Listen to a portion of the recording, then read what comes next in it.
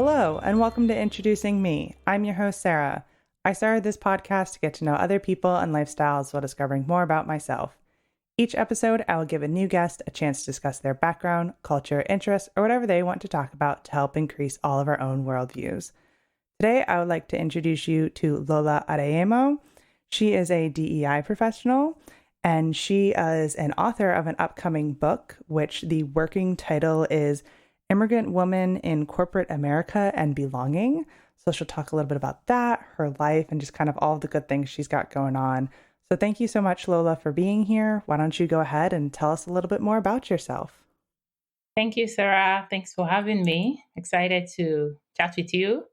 My name is Lola Adeyemo, as she said, and I am based in San Diego, California, but I grew up in Nigeria, West Africa, and I spent the first 26 years of my life there. So, introducing me is a big part of, I think, coming into to the United States. So I spent more years of my life in Nigeria than America at this point. So definitely a big part of my identity.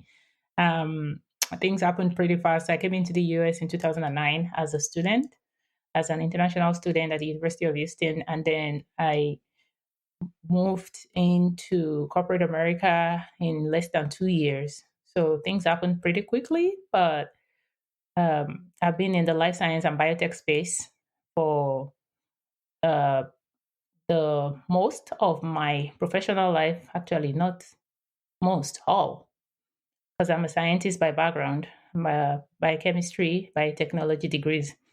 So moving into DEI, kind of like the people side of things, was one I didn't see coming, but I'm excited to where I ended up. But the scientist part of me is still very much at work here, but humanizing people's experiences in the workplace. So when you first came over to the US, was the goal to end up staying? I think so. I mean, everyone that comes to the US, you want to finish school and get a job here. Yeah. But again, I grew up in a relatively small town in Nigeria. I went to schools that were all a couple of miles from my house, in a community where my family name is known, and we all know each other for elementary, secondary school, which is high school, and college. They were all short distance to my house. Then making the move to come all the way, I don't think I gave it more thought beyond that's what's normal. You finish school and then you find a job. So, yeah. And what was the differences in life like for those first few years in the US? Like, how much had your life changed? Oh my gosh. So I came in August of 2009, and I was in corporate America by 2000, and I graduated 2010 December, and I got my first job in 2011. So everything happened pretty quickly because school was fast for me. Obviously, I was a full-time student. So the reality didn't really dawn until I started work, because in college, international students supported, um, the Office of International Student had a lot of programs. So I worked on campus. I was very involved. I was very involved in the student government, leadership programs. So I just got really immersed with the college experience. And I was so busy that I didn't have time to think about the differences. um, but yeah, I didn't see a lot of people that were from Nigeria on my campus. So that was something. But there were a lot of Indian students on my campus. So I would say I did see other people that had come from different places, but not a lot of people from Nigeria. So it was more of beginning to realize that you don't have a network here and you are in a new space. But everybody was in the academic culture. So we were all kind of aligned in what we were trying to do to finish school. It, it, it made the transition a little bit easier. But also coming from Nigeria into Texas, I think the biggest shock for me was the language communication barrier and the Texas drawl and going to the grocery store, going into town, and the way they talk and not being able to figure out what they're saying, and people not understanding me. So in terms of going outside the campus, that was the biggest thing I felt was the communication difference. And did you stay in Texas for a long time or did you go? No, I didn't. I actually, so I moved to San Diego in January of 2011. Yeah.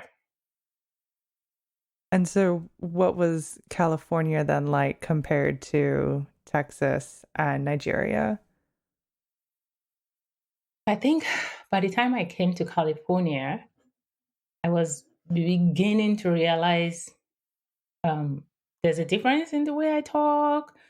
This is America. There's more diversity here. Not everybody is like me. So I think I was a little bit prepared, but not necessarily very prepared because I joined a large company here. And if you think about it, California, not a lot of Black people as well, or well, San Diego and in the space and industry that I'm in, which is biotech. But there's a lot more diversity. It's sort of like a melting pot of people from everywhere. So is I almost feel like I saw more people that I connected with here than over there. Um, Within my small circle of campus town, because I went to University of Houston Clear Lake, which is a smaller sector of Houston, and then I came. My first job was at a large company in San Diego. So I think there's more diversity here as far as everybody's from somewhere, everybody's a mix of something in San Diego. And I could, speaking was a lot easier here than in Texas. So that was the main difference. And so, then what made you decide to go into the world of DEI? So it wasn't a conscious decision. I think it was a belonging search that got me there. So the work I do now, my DEI work, I'm focused on employee resource groups. So I work with employee resource group. I help companies start them. I help employee resource groups develop and train, and I speak around that. And it's because employee resource group was a path that I dove into that helped me with belonging at work.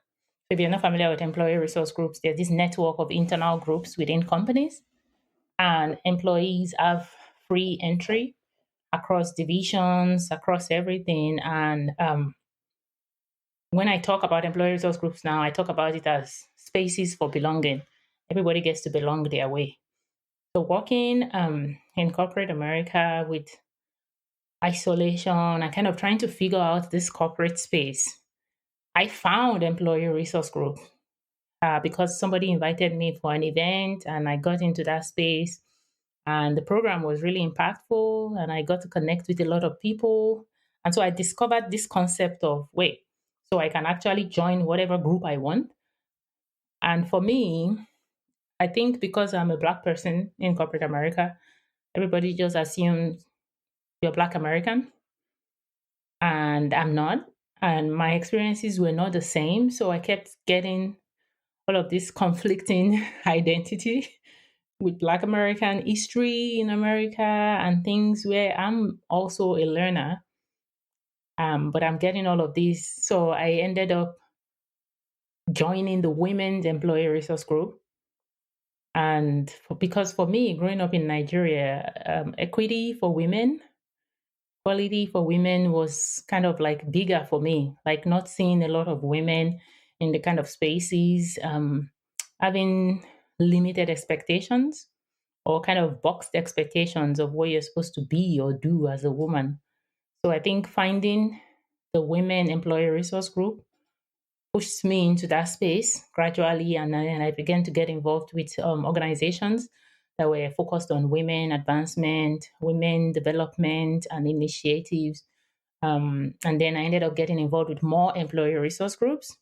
Depending on the stage of life, I got involved with the Black Employee Resource Group. I got involved with the Working Parents Employee Resource Group. And so I discovered this passion for all employee resource group. Basically, I was stretching myself out because I felt like the more time I spent at events for one employee resource group, the more I really learned so much and connected with people. And I was like, this is so good for everybody to know about, to be a part of, because within this large global corporation, everybody who is feeling isolated, everybody who is feeling left out, you can find your community internally, depending on what's important to you, right? Whatever dimension of your identity is important to you, you can find it. So ERGs kind of put me into the D&I space, and then I ended up getting a role formally in on the DEI team at my company, and I knew about that group, and they knew about me because of my engagement with ERGs. So what is the best way for an ERG to function within a company? The best way, the best and perfect way is to have the full support of leadership in a company that has a robust diversity, equity, and inclusion strategy in place and folds in employee resource group support as part of their strategy. So maybe the challenges will be easier to talk about more for ERGs is first you have people that are part of these groups because they are passionate about the groups, right? So you have individuals that are very passionate about, disabilities. They join disability ERG or they join veterans ERG or they join working because they have a passion for this group or they have a need to feel belonging through this group, right? But passion alone can only take you so far. There's a lot that you need as a person and for your career development that if you don't get, you're going to get frustrated. So companies that don't have a diversity, equity, and inclusion strategy and try to make ERG their DEI strategy will struggle, and the ERG members will also struggle. So I think the best way is a comprehensive diversity, equity, and inclusion strategy, and also financial support and commitment by the company for the ERGs. Another thing is compensation. Good thing is conversations around compensation are on the increase right now. So that's good because, again, ERG members do it because they're passionate about it. And then you go over above and beyond your day job to work to elevate these groups within an organization. If your work is isolated and you're trying to do it on your own, if you're not appreciated, if you're not provided the resources and tools to get better at leading the group, if you are not provided funding to run programs, if your company leadership is not supporting you like fully on board, not just giving you money, sometimes money might be the easiest thing to give if you don't have people in positions of power and authority supporting your ERG, it could be very frustrating for the ERG members and group. So there's a lot that goes into it. And that's kind of like where my work comes in because it's not a one and done thing. You don't set up an ERG and say, oh, we're good. You have to, you have to have a goal, a strategy map. You have to continuously assess. You have to communicate. There has to be a feedback loop because if you have the group, you have a way to get insights from that group. You have to be leveraging it, be taking input and acting on it, and continue to go back to the group and make them a part of your business strategy. And what sort of things should an ERG be doing to be successful?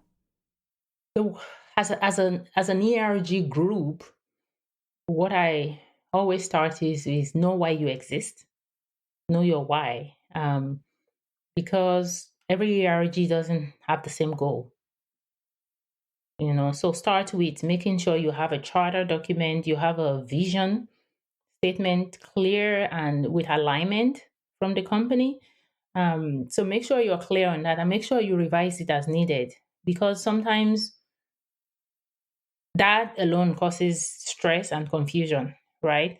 So making sure that you have that, and also at the individual level, right? The members, the people that are doing this work, think about it and think about your career as well. Because I think another myth is like, well, you act like you're there as a sacrifice, like, oh, I'm here to serve my company.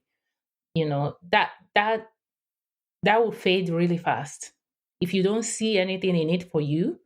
If you don't see a way that this is helping you develop your skills, develop yourself, if you don't see it, then you're going to get tired. And you have people that will quit the ERG and will say, I need to focus on my career. And a lot of times I look at it like, well, you should be able to incorporate it with your career, or you're wasting your time, right? So there needs to be something in it for you, and then for the company, and then transferable to your day job as well, right? So it should be a lot of touch points within the company. But an ERG as a group definitely needs a guiding document where everybody is aligned, you have the right stakeholders, really clear on why you exist. Because like the women ERG and the black ERG might not have the same goal. And most times they don't. They might not have the same challenges, right? So really drilling down to why are we coming together as a group? And getting clear on that, because that will drive your strategy and your programs and the people you're pitching to as you look for funding, the kind of speakers you're bringing. Everything is going to fold into getting clear on your why. And what were some of your favorite things that came out of the ERGs that you were in? I think the connections, learning to work with people who are different from you. I did a DISC. I don't know if you're familiar with DISC. DISC is a team work assessment, workplace assessment. And I think the very first time I did it with a team was with an ERG group. And it was just seeing how accurate it helped me to see people in a different light, right? This person just has a different work style. This person has a different thought process than me. This person doesn't necessarily like slowing things down. They just focus on the details. This person, doesn't necessarily question you. They just want to know more before they will commit. And then you can also get on other people's nerves because this is where you excel, but not everybody sees that as a strength. So I think being able to work with people towards a common goal who are different from you. Because in my day job, of course, I had different people, but day job was very easy to kind of have a clear, like, this is my role, and stay in your box, right? Like, I deliver on my projects, I'm good. This is this person's role. They deliver on their projects, they're good. It's easy to get away with being isolated and divided, at least in the kind of jobs I had. But within the ERG, we had to work together towards a common goal, and we were all different, and we were all volunteers. So I didn't have oversight over anybody or their career, right? It's people showing up because they care about the cause or because they care about a group and volunteering their time. It's hard to, not appreciate that, but also being able to work together across differences. So I think that experience, or the experiences, continue to be learning for me because I still work with ERG. Now I'm not in corporate, but I host a space for ERGs, and I have a lot of ERG members in my network. So I still feel like I'm still very connected with ERGs, even though I'm not a part of a corporation anymore. So what is it now that you do full time? So I have two. I have two companies. Basically, one of my companies is a IT networking company, and we serve the Department of Defense Space and IT technologies. And then EQI Mindset is the company that I started in 2020 after I left corporate. And I serve as a consultant to the life science and biotech space primarily, but STEM overall. So, based on my experience, my work experience, and my diversity, equity, and inclusion interest and passion, I work with people managers and employee resource groups. So I go with people managers on how to work with your team. I use the word strategic inclusion sessions, and it's helping you to leverage the differences on your team. And this is not, of course, I'm bringing a diversity lens to it, but my primary goal is where your team is, meeting your team where they are, because there's diversity of skills, there's diversity of everything, and using that lens to work together towards the business goal, right? Like DEI is not something that is separate or sits on the DEI team. DEI is something that every individual, every people manager and team should be incorporating into what they do. So my goal is to help from the bottoms up to build inclusive workplaces. And that's why employee resource groups and people manager, which I work with managers who have a team of between 3 and 10. And we do like session, identify the need, and then do workshops based on what we identify for the group. And do you have any suggestions for a situation where it's not the manager who would say, like, want to empower the group, and therefore they might not have the ability to make change in the DEI world? So if I understand your question, you're trying to say, do you have any idea if the manager is not like if the manager is not acting right, basically, and the individuals in the team are trying to, make a difference? I think that's where the ERG or employee groups, or alternatively will be organizations, really comes in, because again, building inclusion from the ground up is every individual owning inclusion in their workplaces. So employee resource groups is something where, regardless of your manager or your function or your team, you can choose to join an ERG, and you can begin to actively participate and take the lead on programs. If you don't have an ERG at your company, you can identify organizations that are aligned with your identity dimensions. So again, you might think being Black is more important to me, but being a woman has been more of the challenge and the barrier, right? So for me, when I started getting involved with organizations, it's professional organizations that support women, not professional organizations that support Black. So that was my starting place, because that was the most important to me. So again, as individuals, we need to figure out what dimensions of my identity need to be fed. What creates belonging for me. And if I can't find that space in my day job, you find that space where you can get it, because it starts with our identity. If we don't stand in our identity, then we look around and we're trying to figure out how to be like this person, how to be this person, how to be the other person. Like, I had to come to terms with, I am an immigrant. I grew up in Nigeria. I grew up in a culture that is community based, community oriented, family, large family. Um, we didn't have a lot, but there was lots of fun in my house, right? And mentorship was something that was introduced to me earlier on. So learning to lean on relationships, learning to build relationships, even even though I had the advantage that I had good relationships around me growing up, but the confidence that I built from having that existing circle and community, transferring it to my life when I moved out of everything and became by myself. Now realizing the importance of building a community of circle around my passion, around my belonging desires. That makes sense. So that would be my suggestion. Would be, find what that is for you, and lean into it wherever you can find it, either in your company or outside. Don't Your manager doesn't owe you. Even though a good manager will be a coach, will be supportive, would, champion inclusion. That's the ideal world. But the reality is, it's not always the case. So you can't sit and blame your manager. It's your life, it's your identity. And the journey to get into that, you need people. So you have to find the people that will support you on that journey. Right. I appreciate you sharing that and answering my very poorly worded question. So, have you had the chance to go back to Nigeria since leaving? Oh yeah. So actually, I met my husband here.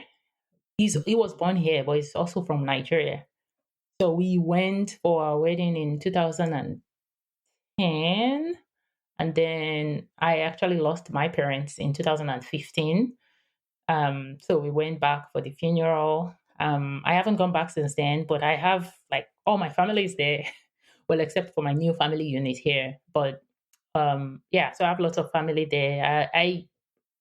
COVID kind of disrupted things. I do have plans to go back. Of course, yes. So then, obviously, you're writing this book, and it has to do with being an immigrant. Can you talk a little bit about what that process has been like? Okay, the process. I'm going to talk about the two aspects of this process. First is the technicality of actually writing a book. And the second one is the journey that I didn't really think about before I started because this book is about my story, it's about my experiences, and is something that I did a lot of primary interviews for. So I interviewed a lot of women from all over the world, not just Africa, not just Nigeria, right? So hearing people share their experiences with me, and some of it resonates with me, some of it ended up being a learning experience for me. Um, it validated the idea that I primarily had for the book, which is the identity. My identity is really tied about to being an immigrant, and I found out the people I connected with the most were immigrants from everywhere, right? So the I do public speaking and storytelling, sharing stories about my experiences. I like to connect through stories. And I had to do a lot of digging when I was writing this book, like writing about different topics and then thinking about a story from my childhood. So the process really took me back home a lot. And then, as I said, my dad passed away in 2015, and then my mom passed away 4 months after. So I had to go home twice for two funerals. And I think coming back for the longest time, I really didn't want to think about home. It was almost like, oh, that chapter is closed and I don't want to deal with it. But I think the timing was just really right for me to really think about my childhood. So the process of writing this book has taken me down memory lane a lot, like my childhood, like fond memories. Somebody asked me, "Oh, do you want to go back and share memories?" And I'm like, I don't want to go back because I don't want. I want the memories to remain the way they are in my mind. If I go back now, the house is not the same, right? And they are not there. If I go back now, it's probably going to be a lot of heaviness for me. Or that's what I think. I don't know. I'll probably go back at some point, like to my house. But for me, it's like being able to tell the stories, to capture the stories, to share the stories. It's always going to be that way, those memories are always going to be that way. So this experience has really taken me. Before I started writing the book, I started doing a lot of writing on Medium about my childhood and a lot of digging up memories. And yeah, that's been, I was kind of surprised by that, but I also loved it. So self discovery, going back to my identity, and then my, professional life in corporate America. So those two, um, seeing how they meet up and how my cultural background has shaped the way I work, the way I've thrived at work, and exploring with other women how that happens, right? Like, how did you grow up? What was your childhood like? What is it like? What are you struggling with the most in corporate America as a shell? Not just in America, it's in the corporate workplace. So that process for me personally has been a lot of digging and exploring and rediscovery, but the technical process itself has been hard. I I have learned there's a difference between writing articles that I don't share with anybody and I don't care if random strangers see, and writing a doctoral level writing with school, and then writing a book. Totally different.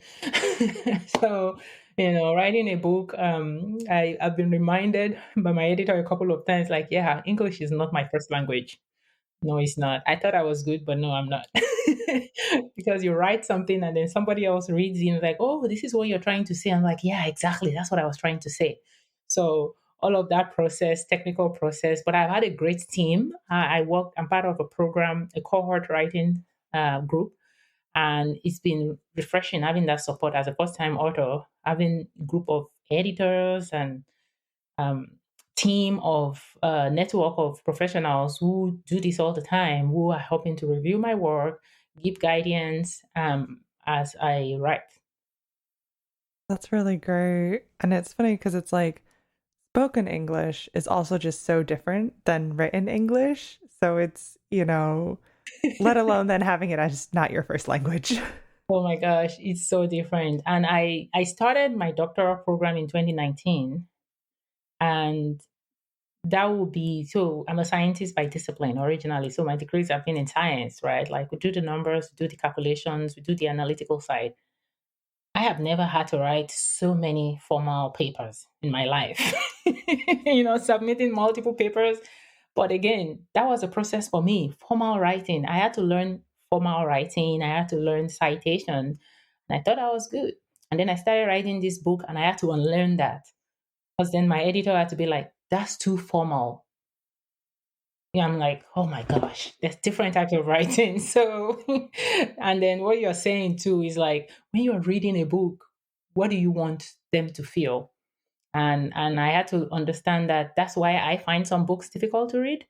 I find business books that are too technical difficult to read because when I'm reading a book, I don't want to, I don't want my brain to be stressed out. When I'm reading a book, that's why I like, I like a little bit of suspense sometimes, but really I like easy reading, casual reading on the beach.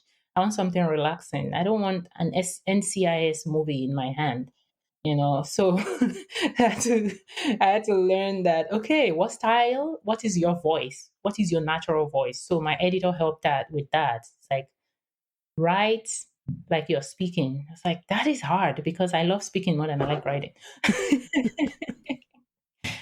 And what are you getting your doctorate in? Oh, so I'm getting a doctorate in strategic leadership, and I'm working on my dissertation plan actually this term, and it's around um, minorities and leadership. So it has to be tied to leadership because my original intent was to make this around employee resource groups. So I'm still in the process of formulating my dissertation plan in the next 4 to 6 weeks. And then what is the dissertation process going to be like?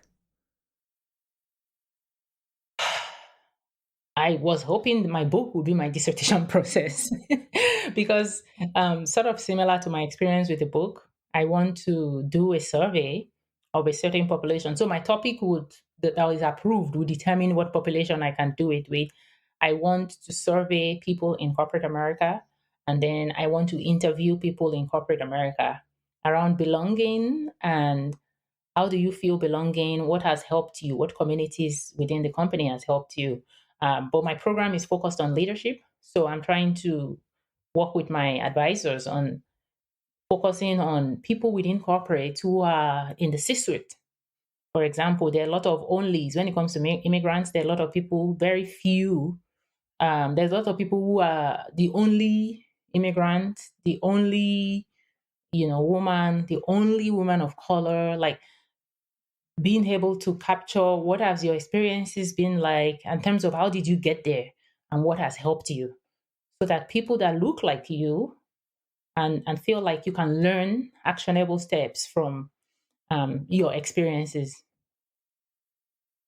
Now, you mentioned at one point that you were in an employee resource group for working parents. So, what has it been like doing all of this while also being a mom?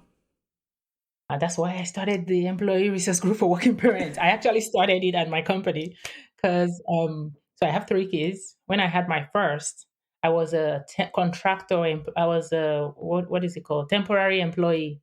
Mhm. Um, Actually, no, I was a new hire who had only been with the company a couple of months. So I wasn't qualified for benefits and I didn't have a clue about what the rights are. So I remembered like pumping, coming back to work and pumping in some toilets next to the entryway. I remembered even being pregnant and tired and having to go take a nap in the car. It was just sort of very isolating process of being a parent while working.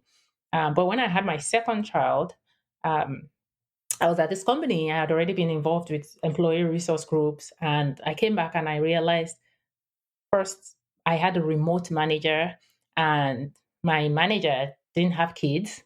So even starting from when I was pregnant, and I told him I was pregnant, he was like freaking out, like, "Oh, well, what am I supposed to do? Well, I don't know what to do." Right? Like, do you need anything? Because he was a remote person. We were not on the same site, and so he didn't know anything about my site, and so he was like, I don't have kids. I don't, and I'm like, calm down, don't worry. I'll figure it out. But having to figure everything all out with the paperwork and all that, and then coming back, there wasn't okay. Where are the nursing rooms? Do we even have nursing rooms? Um, would my team understand that I have to go pump? Like I had this missing community at this stage of my life, and all the people that I knew that because a lot of people were leaving after they come back from maternity, they will leave because they couldn't handle it. And yeah, so I just felt like, okay, this is another community that nobody's really talking about. And I remembered when I first pitched it, the feedback I was getting was, well, this is not a minority group.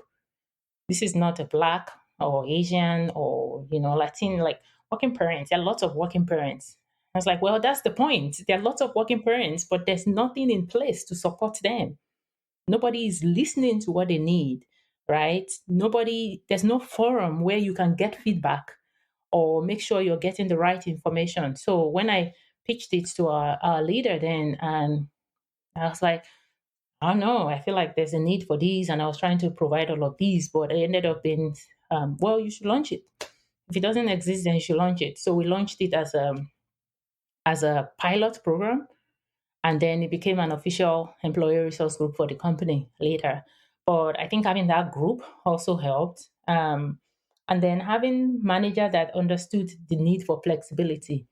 But again, I think it just started with finding my own voice because again, when I had my first child, I didn't know what I was supposed to ask. I was just grateful that I found a toilet space to pump, right?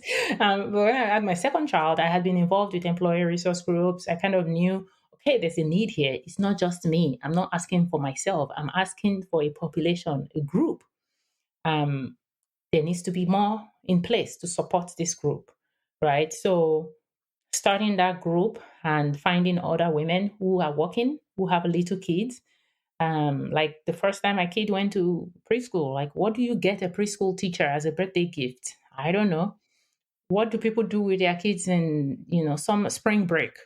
Like those kind of questions, having the communities to ask, like in summer, learning that okay, most people try and take their vacation in summer because the schools are off, right?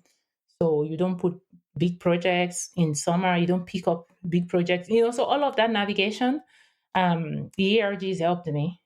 My ARG helped me, and I also had a flexible arrangement where I was able to, thankfully, sort of change my hours because at that time, I was dropping my daughter, I was dropping my son at a different school, I was dropping my daughter at a different daycare. So doing two drop-offs, the earliest I could come to work was 9, sometimes 10, and I had to leave at 4:30 because I needed to pick up my kids, right? So having a manager who understood that I will get my work done, even if I have to work in the evening, but I can only come in within this window of time. That was super helpful. And yeah, that was super helpful because it's a season. And my take is if you can't support your employees during a certain season, then what is all the talk about inclusion, right? Because in life, everybody's bound to have some changes. People lose people go through health crisis. There's always going to be something going on with an employee where you need to accommodate them. So it's the same thing for being a parent. Adjust. If you know this person does a good job and does a good and it's somebody you trust, or even if you don't trust, I mean, you figure out the trust parts before all of this happens. If I've worked there and you've seen my work and my effort, you can't, I can't have the same rigid rules and framework as everybody else because I have little kids, and that's just the reality. And it's great to hear that, when you started that group, it came from your own internal need, but then also realizing, hey, I'm not the only one who needs this. Yeah, and I think as women, I know that's my experience, and I've talked to a couple of people too. It's easier for me to suck it up if it's just me, right? Because you just feel like, don't be a crybaby or don't. But if you are advocating for other people, it's usually something that you can do better.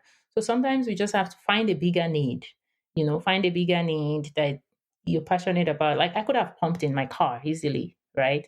I bought like a pumping machine that, I could plug into my my car charging point, right? Like it's okay, I'm fine.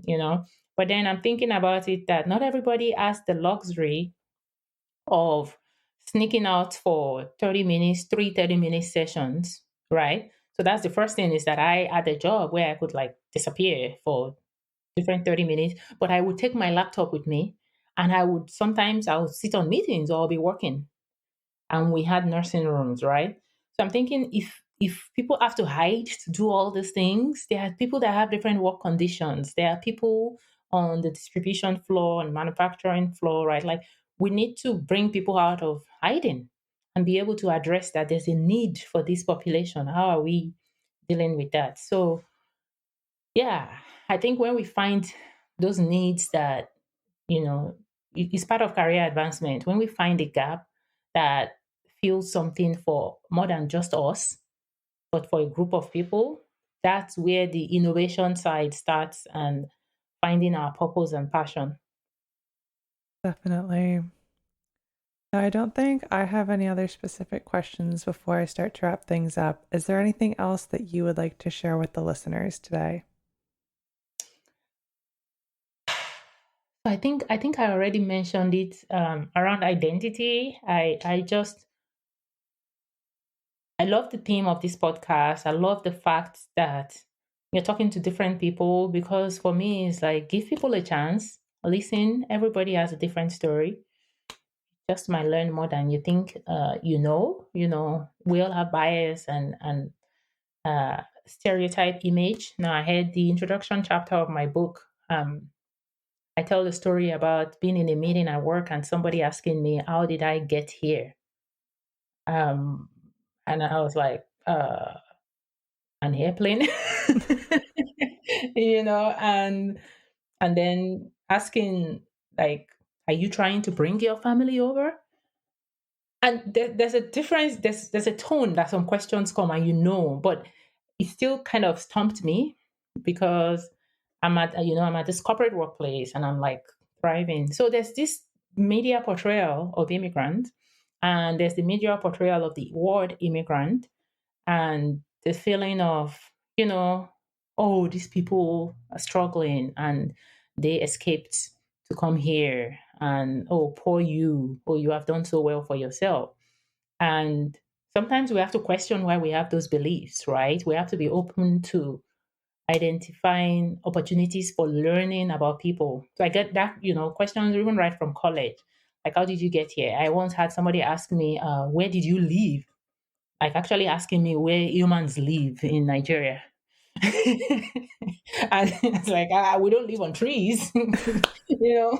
It's ask questions, get curious, ask people. It's the way the questions are asked sometimes that's what make people get defensive and angry.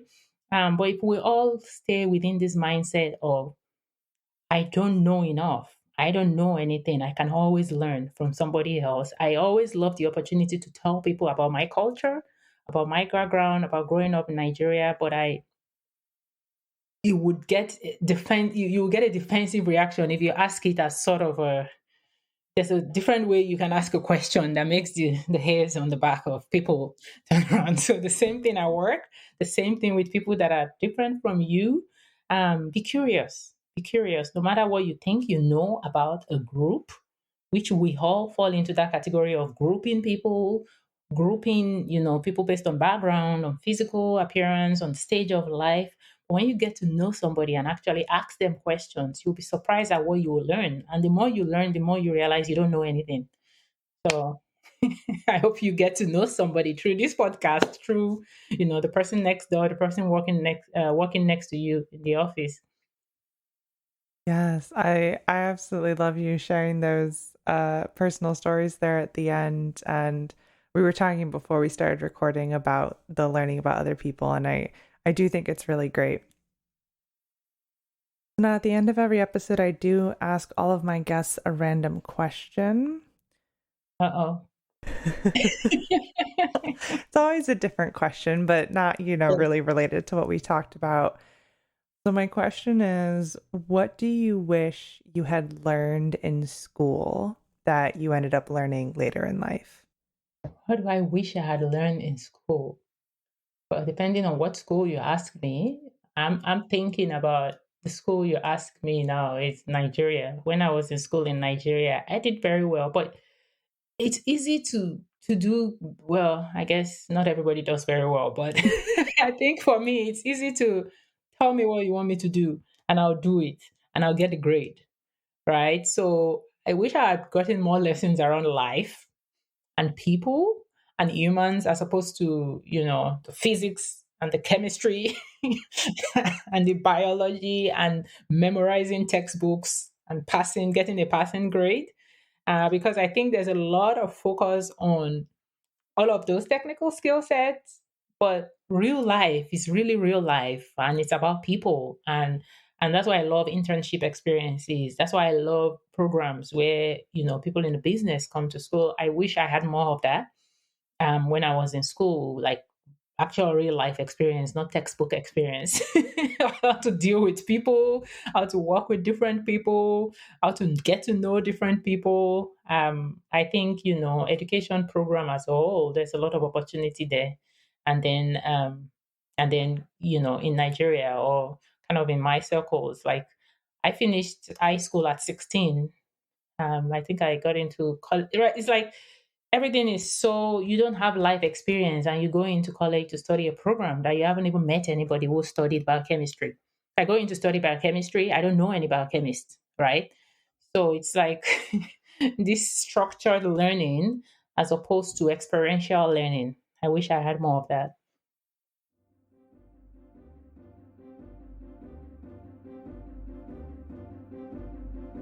All right, that brings this episode to a close. I will be leaving a couple links for Lola in the description, including her website for being a speaker and her Instagram. And I will include some audio from her directly right here, where she explains some good things that she's doing on those sites. My book, Milestone and Journey, is on my Instagram at Immigrants Incorporate. Immigrants Incorporate on Instagram. And then my speaker website is Lola Speaker. I do public speaking around, my identity to around employee resource groups. So my speaker website, lolaspeaker.com, and then my Instagram at Immigrants Incorporate. So if you have questions about employee resource group, that's my niche, that's my passion. If you just want to learn about it, feel free to connect. I have a space that I hold every month. We have a call with employee resource group members from different companies, and we network, collaborate, learn. So everything employee resource groups, happy to connect, happy to chat. And of course, if you would like to connect with the podcast, our website is also in the description. That brings you to all of our social media, Instagram, Facebook, and LinkedIn. And of course, in the description is my email address if you would like to connect with me or to donate to the podcast monetarily. That link is in the description as well. So thank you so much, Lola, for spending time with me today, and to my listeners for taking the time out of your day to hear a new story. Until next time, bye. Thank you, Sarah. It was so nice talking to you. You're very, very easy to talk to and obviously good at this. Thank you for bringing the conversation nicely around all the things that are important to be. Employee Resource Group, my background, and my book. It's been nice being here. Thank you, everyone, for listening. Bye.